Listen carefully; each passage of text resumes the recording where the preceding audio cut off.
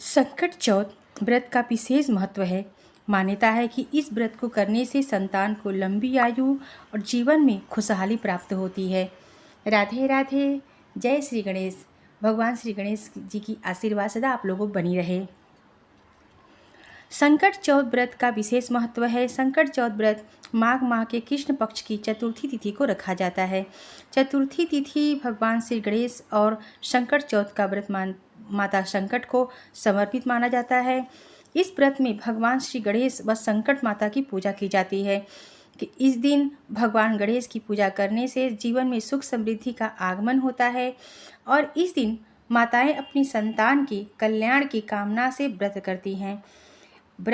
कुछ व्रत निर्जला, कुछ व्रत फलाहार किए जाते हैं। जाने क्या संकट चौथ व्रत में पानी पी सकते हैं और अन्य खास बातें। ठीक है, संकट चौथ में पानी पी सकते हैं कि नहीं। पहली बात तो धार्मिक मान्यताओं के अनुसार संकट चौथ का व्रत करने से गौरी पुत्र श्री गणेश प्रसन्न होते हैं और सभी विघ्न बाधाओं से रक्षा करते हैं। शास्त्रों के अनुसार संकट चौथ का व्रत निर्जला रखा जाता है, यानी इसमें पूरे दिन पानी पीने की मनाही होती है। शाम को चंद्रोदय को अर्घ देकर, मतलब चंद्रदेव को अर्घ देने के बाद ही व्रत का पारण करना चाहिए।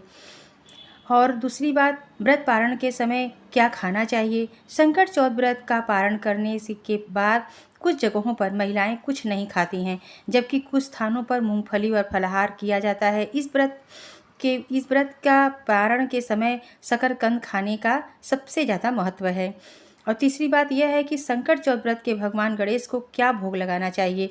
संकट चौथ के दिन भगवान गणेश को तिलकुट का भोग लगाया जाता है। इस दिन तिल से बनी चीज़ों से लड्डू या तिल के बनी मिठाई का भोग लगाया जाता है।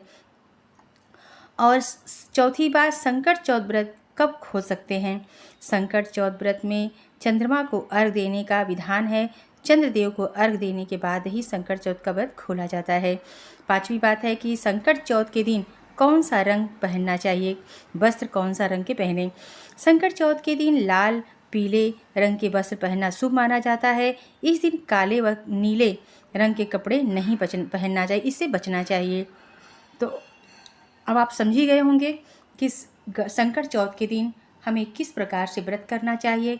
इस व्रत में हमें शाम को प्रदोष काल में अपना पूजा करना चाहिए, जैसे कि कलश रखते हैं, चौकी पे लाल वस्त्र बिछा के भगवान शिव परिवार के प्रतिमा स्थापित करना चाहिए। इसके बाद हमें गणेश जी की पूजा अर्चना करनी चाहिए। मैंने वीडियो बनाया है अपना विस्तार से, आप उसको देख लीजिएगा।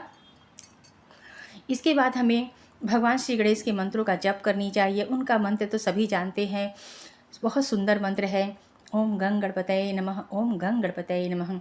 इस मंत्र को आप पूरे दिन अपने मन में, अपने मानसिक रूप से जपते रहें। यह मंत्र बहुत ही विघ्नहर्ता भगवान श्री गणेश के बहुत प्रिय है मंत्र। तो इस मंत्र का आप जाप करें। और भगवान श्री गणेश के एक स्तोत्र होता है संकट स्तोत्र। संकट स्तोत्र जो होता है वो बहुत ही बढ़िया होता है, इसको जरूर करनी चाहिए। इससे संकट की नाश होती है और हमारे बच्चे दीर्घायु जीवन जीते हैं, उनके जीवन में कभी कोई बाधा नहीं आती है। और श्री गणेश के अथर्वशीष का पाठ अवश्य करें। यह पाठ करने से हमारे बच्चे, हमारे संतान सुखी होते हैं, उनके जीवन में कभी भी कोई भी परेशानी नहीं आती है। तो इस तरह से आप यह व्रत जरूर करें। यह व्रत हम सबके लिए बहुत ही अच्छा होता है, हर महिलाओं को करनी चाहिए। जो महिलाएं यह व्रत को नहीं करती हैं तो उन्हें मैं ये बता दूं कि वह व्रत उस दिन खाना ना खाएं, पानी पी के फल लेके आप व्रत करें, खाना ना खाएं। शाम को चंद्रमा को अर्घ अवश्य दें, इससे भी भगवान श्री गणेश का आशीर्वाद प्राप्त होता है। ठीक है। और यह व्रत का विधान है कि इस व्रत में कभी भी जल पी के ही बिना जल के ही व्रत किया जाता है। यह व्रत निर्जला रहने का विधान है। तो आप देख लीजिएगा आपके यहाँ कैसे होता है, लेकिन हम लोग तो निर्जला ही करते हैं। ठीक है। शाम को जब हम व्रत खोलते हैं तो व्रत में हमें सिर्फ शकरकंदी, मूंगफली के दाने और इस तरह से हम फल ही ले सकते हैं, अन्न का और नमक का सेवन नहीं करते हैं। इस बात का ध्यान रखें। और भगवान श्री गणेश जी को समीक पत्र बहुत प्रिय है, आप उन्हें ज़रूर चढ़ाइएगा। और भगवान श्री गणेश जी की पूजा में हमें